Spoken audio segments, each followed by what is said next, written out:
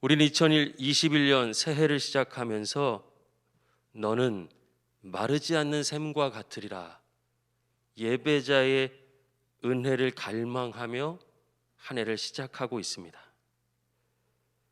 오늘 우리 예배를 어렵게 하는 장애물과 방해들이 적지 않습니다.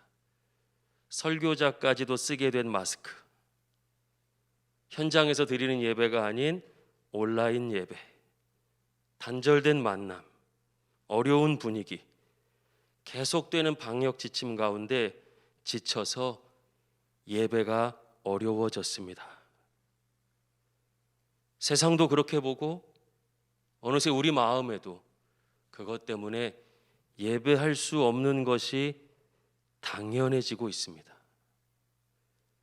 저는 그래서 더 철저히 방역을 지킵니다. 시민사회의 일원으로서도 지키지만 영적인 자존심 때문에 지키게 됩니다. 나는 방해받고 무너질 수 있지만 하나님의 은혜는 결코 방해받을 수 없는데 우리가 그것을 잊어가기에 더더욱 방역 지침을 지키고 오히려 이겨낼 수 있다는 것을 증명하고 싶습니다. 하나님의 사랑은 죽음까지도 끊어낼 수 없는 우리를 향한 하나님의 약속이죠. 그렇게 보면 이 시간 내가 영과 진리로 예배하는 것 자체가 세상과 성도들을 향해 외치는 승리의 메시지입니다. 하나님의 은혜는 결코 끊어지지 않는 줄로 믿습니다. 이런 회복은, 진정한 회복은 여러분 어떤 노하우와 방법이 아니죠. 하나님의 말씀, 하나님의 길을 통해서만 가능합니다. 그래서 오늘 말씀을 통해서 하나님의 마음과 뜻을 살펴보려고 합니다. 출애굽기 20장 10절에 보면 일곱째 날은 내 하나님 여호와의 안식일인즉 너나 내 아들이나 내 딸이나 내 남종이나 내 여종이나 내 가축이나 내 문 안에 머무는 객이라도 아무 일도 하지 말라. 안식일에 아무 일도 하지 말라는 말씀이죠. 여러분, 성경은 하나님께서 그 말씀을 기록하게 하신 시대가 있습니다. 그리고 그 말씀을 1차적으로 받는 1차 독자들이 있습니다. 즉, 왜 그런 말씀을 주셨는지 이해할 수 있는 배경이 있는 것이죠. 그것을 무시하게 되면 많은 사람들이 빠지는 오류처럼 문자주의나 아니면 율법이 되어서 안식일에 일했냐 안 했냐, 그게 가장 중요해집니다. 일 안에서 나를 높이거나 일한 사람 정죄하거나 이 시대에는 말도 안 되는 법이다, 불평하고 원망하는 것으로 변질되죠. 하나님은 모든 백성들에게 안식일을 선물로 주셨습니다. 안식일은 하나님의 시간이죠. 왜 일하지 말라고 하셨을까요? 지금 하나님의 백성이 되기 바로 직전까지 이스라엘은 노예였습니다. 멈출 수 없는 것이에요. 쉴 수 없습니다. 옆에 가족이, 친구가, 이웃이 죽어나가도 그 일을 멈출 수 없습니다. 유일한 구원자 되신 하나님께서 그들의 삶에 개입하셔서 멈춰주신 거예요. 그들을 건져내 주셨습니다. 이제 앞으로는 세상의 어떤 왕과 질서도 내 백성을 향해서 쉬지 못하게 하는 이 모든 힘을 내가 내버려 두지 않겠다. 내 백성을 내가 지키겠다라는 마음으로 안식일을 선물로 주셨습니다. 그 안식일을 지킬 때 이스라엘은 어떤 마음을 간증했을까요? 하나님, 이제 더 이상 제가 노예가 아니네요. 바로와 이집트의 종이 아니라 제가 하나님의 백성이 되었습니다. 감당할 수 없는 은혜가 부어졌겠죠. 하나님은 그처럼 모든 백성들이 하나님을 만나고 하나님과 연합하고 가족과 이웃과 더불어 쉼과 회복을 누릴 수 있도록 영적인 안전장치이자 선물로 안식일을 주셨습니다. 기계적으로 일했냐 안 했냐 이 말씀이 아니에요. 왕을 비롯해 앞으로 누구도 이 안식일을 방해할 수 없습니다. 하나님의 백성들은 하나님을 만나고 내가 하나님의 백성임을 확인하며 다시 한 주간 새롭게 살아갈 수 있는 힘을 얻었습니다. 여러분, 이 말씀을 통해 확인하면 예배는 멈추는 데서 시작됩니다. 많은 사람들이 바쁜 일상 속에서 쫓기듯 살아가죠. 그리스도인들도 예외가 아닙니다. 바쁘고 버거운 하루를 보내고 뒤늦게야 우린 깨닫게 되죠. 오늘도 하나님 없이 살았구나. 점점 더 하나님 없이 살아가는 삶이 습관이 되고 익숙해집니다. 그리고 기분대로 살게 되죠. 하나님께서 모든 것을 제하시고 안식일을 주셨는데 어느 날 바로 대신에 내가 나의 왕이 되어 하나님의 안식을 밀어내고 세상을 향해 나아갑니다. 그래서 오늘 말씀을 통해서 우리를 멈추게 하시는 거예요. 하나님의 이 거룩한 시간에 참여하기 위해 멈춘다는 것은 내가 세상에 끌려가지 않겠습니다. 나는 세상의 노예가 아닙니다라는 영적인 저항이죠. 나는 하나님의 백성입니다라는 믿음의 고백입니다. 오늘도 우리 자신에게 질문해 봐야 됩니다. 나는 세상으로 살아가는 사람입니까? 아니면 하나님의 은혜로 살아가는 사람입니까? 하나님의 은혜로 살아간다. 겉으로 보여주고 속으론 세상으로 살아가는 사람은 아닙니까? 마가복음 1장 35절 말씀 보면 새벽 아직도 밝기 전에 예수께서 일어나 나가 한적한 곳으로 가사 거기서 기도하시더니 아멘. 예수님은 완전한 인간으로 오셨죠. 우리의 모델 되어 주십니다. 예수님도 공생의 기간 동안 우리처럼 바쁘고 감당하기 벅찬 하루를 보내셨습니다. 저녁까지 병든 사람들과 귀신 들린 이들을 치유하셨고 다음날 아침이 밝으면 사람들은 더 많이 몰려올 것입니다. 그런 환경과 상황 속에서 주님은 멈추시죠. 시간과 장소를 구별하고 다시 하나님 앞에 섰습니다. 우리에게 가르쳐 주시는 것입니다. 우리를 인도하시는 것이에요. 날이 밝기 전 인적이 없는 곳으로 나가 하나님 아버지를 대면하셨습니다. 바쁜 일상 속에서도 반드시 하나님께 집중하는 멈춤의 시간을 잊지 않으셨어요. 여러분, 호흡은요, 내쉬는 것, 사용하는 것, 열심히 사는 것, 내 에너지를 쓰는 것만으로 불가능합니다. 들이마시는 들숨, 그 호흡이 반드시 필요하죠. 하나님의 은혜도 동일합니다. 멈추고 쏟아부어야 할 시간과 들여마시고 채워야 될 시간이 있는 것이에요. 그래서 오늘 우리를 향해서도 다시 멈추라고 우리를 부르시는 것입니다. 제가 목회하다가 간혹 이런 경험을 합니다. 한 번도 신앙생활 해보신 적이 없는 분들이에요. 그런데 금요일 저녁이나 수요일 저녁 예배 또는 주일 예배에 갑자기 막 달려오셔요.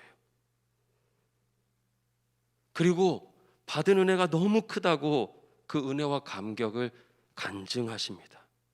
그날 우리 교회 예배와 설교가 특별했다든지 아니면 환경과 분위기가 달라서가 아닙니다. 그분들에게는 공통점이 있습니다. 이제 다른 방법은 없는 것이에요. 다 해봤어요. 돈도 구해보고 최고의 의사도 찾아보고 이 노력 저 노력 다 해봤습니다. 아무것도 소용이 없었어요. 두 손 들고 갈급한 마음으로 영적인 배고픔을 가지고서 하나님 앞에 선 거예요. 하나님 앞에서 그들의 생각과 방법, 이전의 모든 것들을 멈추고 하나님 앞에 선 것이에요. 여러분, 그 마음 가운데, 그 가난한 마음 가운데 어떻게 하나님의 은혜가 부어지지 않을 수 있겠습니까?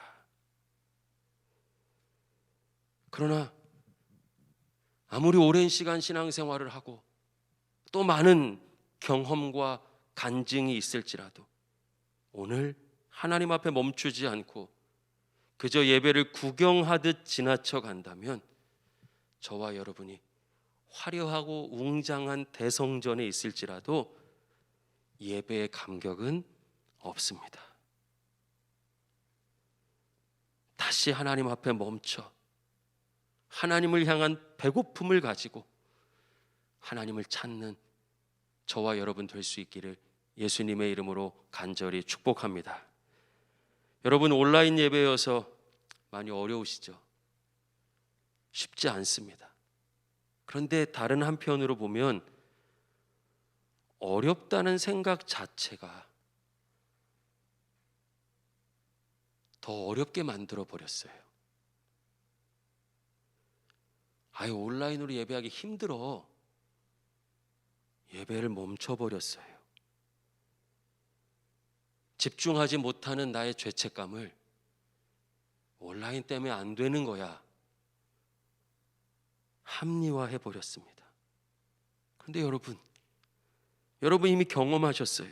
걷거나 운전하면서 기도하고 찬양할 때 차를 급히 멈춰야 될 정도로 눈물이 쏟아져 감당할 수 없는 은혜를 맛보신 분도 계셔요. 하나님 그곳에 함께 하셨어요. 그때 여러분과 함께 하셨습니다. 또 식탁에 앉아 성경을 읽다가 주체할 수 없는 은혜 가운데 무릎 꿇고 기도하며 통곡하고 이전에 없었던 회개하셨던 분도 계십니다.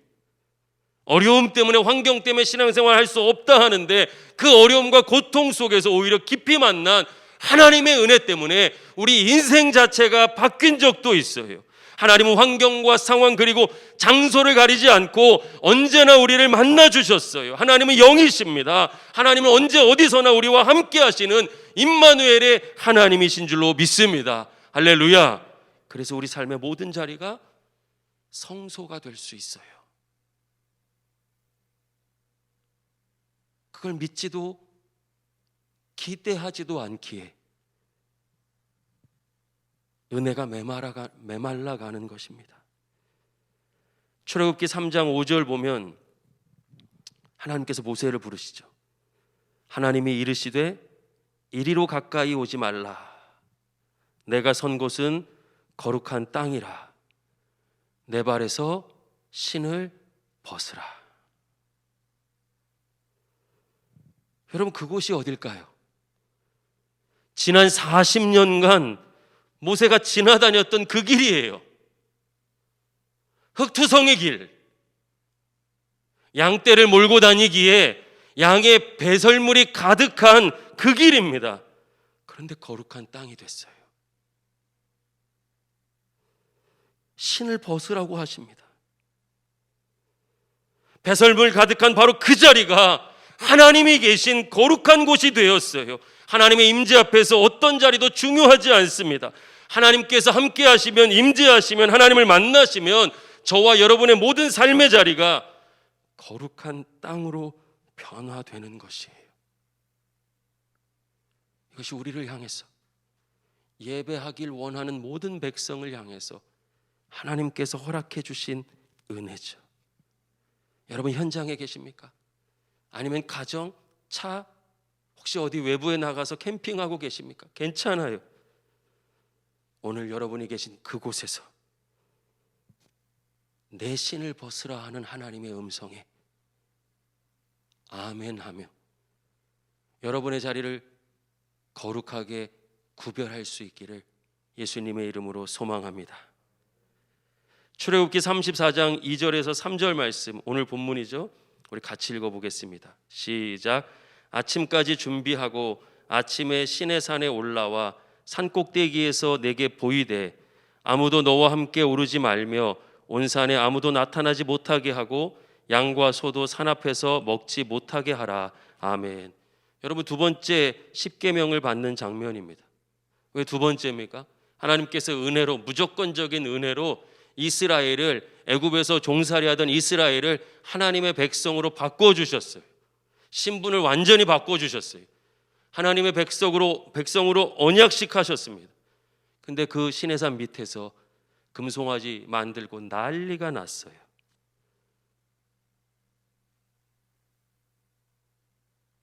그런데도 다시 품으시죠. 다시 하나님의 말씀을 주시기 위해서 모세를 향해 명령하셨습니다. 뭐라고 하셨어요? 오늘 본문 아침까지 준비하고. 그냥 올라간 게 아니에요. 어떤 준비였을지 상상할 수 있습니다. 몸도 깨끗하게 씻었겠죠. 마음은요, 옷은요, 시간은, 걸음걸이 하나 가볍게 여기지 않고 하나님을 의식하고 있는 것이죠. 그 하나님을 만날 흥분과 두려움이 공존했을 것입니다. 하나님은 그렇게 하나님과의 만남을 위해 아침까지 준비하라고 모세에게 명령하셨죠. 그리고 하나님이 계신 그곳, 하나님이 계신 곳 시내산으로 올라오라고 하셨어요. 여러분, 우리가 예배에 집중하지 못하는 이유는 아침까지 준비하지 않고 그저 화면만 켜기 때문입니다. 그냥 클릭하고 접속하기 때문이죠. 예배는 드라마가 아닙니다. 드라마는 내 관심과 내 마음을 움직여서 나를 사로잡죠. 그러나 예배는 하나님을 사랑하고 경외하는 마음으로 내가 아침까지 준비하는 것입니다. 모든 신학자들이 동일하게 이 부분을 하나님께서 모세에게 준비된 시간과 장소를 구별해서 하나님 앞에 드려라 명령하셨다고 해석합니다. 모세야, 너의 우선순위가 뭐냐? 나와 만날 그 시간, 그 장소가 너에게 가장 우선되는 가치냐? 나 만나러 오는데 너의 관심과 마음을 흔들 시선을 빼앗아갈 다른 사람도 짐승도 내 곁에 두지 말아라. 나만 바라보고 나에게로 와라. 너에게 그 마음이 있느냐를 묻고 계십니다. 준비된 시간과 장소를 하나님께 드리는 것은 공적인 예배뿐만 아니라 우리 교회가 추구하고 있는 묵상하는 일상의 예배에서도 가장 중요한 요소죠. 시간과 장소를 구별하지 않으면, 하나님께 약속한 그것을 하나님께 드리지 않으면 목사여도 묵상하지 못합니다. 매일의 예배를 하나님께 드릴 수 없어요. 주일날 사역해서 힘드신 것이 아니에요. 예배와 사역과 교제는 여러분 세 가지가 함께 예배예요. 하나님께 마음을 드리지 않고 일만 하셔서 힘든 거예요. 그러면 예배 드리는 장소에 앉아 있고 사역하지 않으면 그건 예배인가요?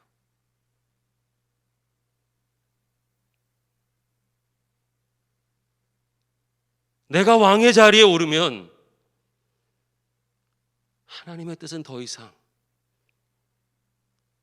내 관심이 아니죠. 그래서 그 모든 것을 제거하는 준비, 시간과 장소를 구별해서 하나님께 올려드리라 명령하셨습니다. 여러분, 현장 예배가 그리우시죠? 그렇죠? 저도 그래요. 빨리 만나고 싶어요. 하지만 저는 이 자리에 서서 늘 봤죠. 현장에서도 집중하지 못하신 분들 너무 많아요. 아침까지 준비하지 않는 마음이라면,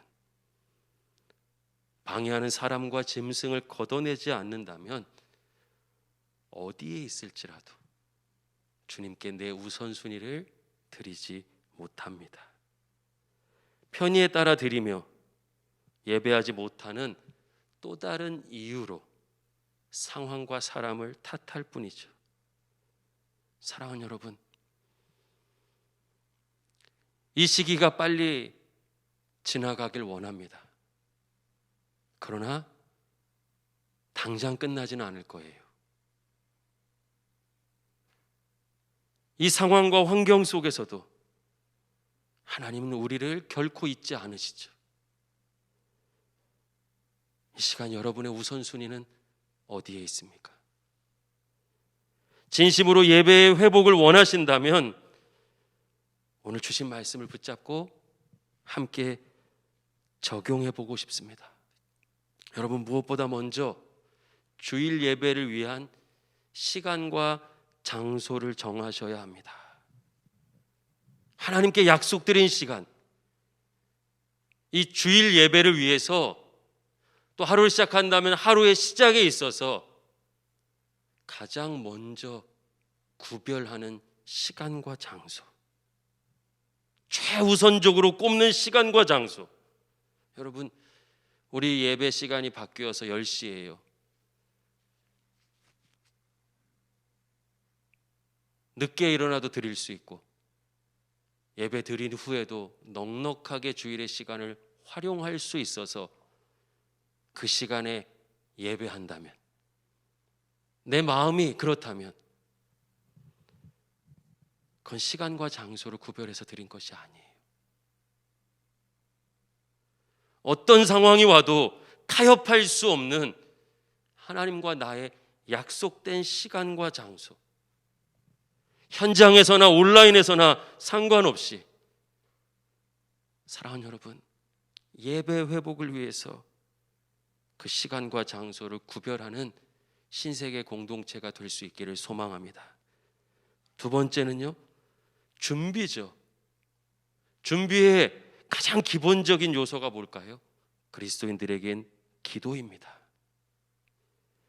예배 시작 전뿐만 아니라 여러분의 삶 가운데 하나님 만나주세요, 하나님 은혜 내려주세요 라는 기도의 준비가 필요합니다. 시편 123편 2절 말씀 제가 읽겠습니다. 상전의 손을 바라보는 종들의 눈같이, 여주인의 손을 바라보는 여종의 눈같이 우리 눈이 여호와 우리 하나님을 바라보며 우리에게 은혜 베풀어 주시기를 기다리나이다. 아멘. 이 마음이죠. 아버지 하시잖아요. 정말 예배하기가 어렵습니다. 집중이 되질 않아요. 이렇게 1년을 살고 있습니다. 하나님, 이 환경 가운데 우리 가운데 임하여 주셔서 이 어려움을 이길 수 있도록 은혜 베풀어 주시옵소서. 기도가 필요하죠. 이렇게 기도하는, 구하는 자녀의 기도에 아버지신 하나님께서 어떻게 응답하시지 않으실 수 있겠습니까? 사랑하는 여러분, 예배를 위해 기도하십시오. 그리고 특별히 당분간은 지속될, 또 현장이 회복될지라도 여전히 함께 병행될 온라인 예배에 대해서 부탁드리고 싶습니다. 예배 시작 전 15분 전, 아니 최소한 10분 전에는 아침까지의 준비를 맞춰 주십시오. 몸을 정결하게 하고 옷을 구별하여 입고 여러분이 하나님께 약속드린 그 구별된 시간과 장소에 하나님을 만날 준비를 하십시오. 그리고 교회 유튜브 채널에 접속하는 거예요. 최소한 10분 전엔 화면엔 예배를 알리는 그 문구밖에 없겠죠. 그때 다시 한번 은혜를 구하며 기도하십시오. 우리가 분이엘 새벽 기도를 통해서 경험했습니다. 우리 아이들이 그날의 제목을, 그날의 소망을 댓글로 다 달았어요. 선포하며 초신자들이 오히려 하나님 한 주간 지켜낼 수 있도록 도와주세요. 말씀으로 새해를 살아낼 수 있도록 도와주세요. 갈망하며 그동안 해보지 못했었던 새벽의 은혜를, 현장에 나오는 것도 아닌데 자신의 삶에서 돌파해냈습니다. 그냥 멈춰 있으면 목회자들도 예배하기 어려워요. 할 수 있는 마음을 담아 고백하고 선포하고 기록하고 입으로도 외치고 하나님의 도우심을 구하는 것이죠. 그리고 찬양의 시간으로 들어갑니다. 함께 찬양하는 거예요. 어색하면 일어나서, 안 되면 방방 뛰면서라도 여러분, 하나님과 동행하지 않은 한 주를 살아가면 사죄의 기도 시간에 기도할 게 없어요.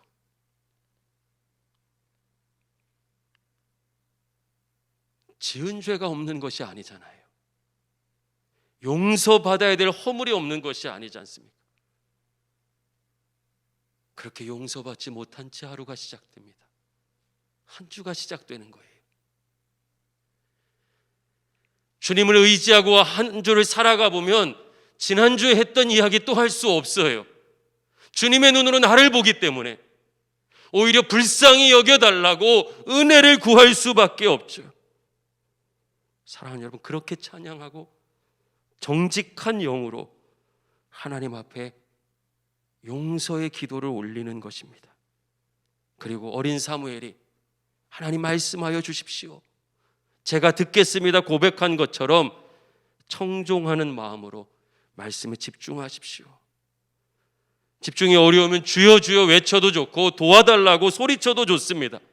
여러분, 지금 다른 사람이 아니라, 다른 환경이 아니라 하나님과 1대1로 독대하시는 중이세요. 그래도 어렵다면 다음 주 예배를 위해 목자나 목회자들에게 중보 기도를 부탁해 주십시오. 그냥 지나가지 마세요. 제가 현장 예배 때도 기도하는 것이 있어요. 예배 중에 주무시는 분들이 계세요.